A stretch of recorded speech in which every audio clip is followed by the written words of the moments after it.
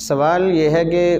اگر مچھر یا مکھی کا خون کپڑوں پہ لگا ہوا ہے تو اس سے نماز کا کیا حکم ہے؟ تو اس میں بنیادی بات یہ ذہن نشین کر لینی چاہیے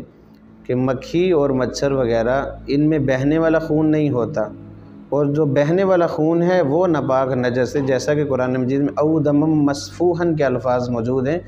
بہنے والا خون، چونکہ ان میں یہ بہنے والا خون نہیں ہوتا، یہ جسم کو کپڑوں کو اگر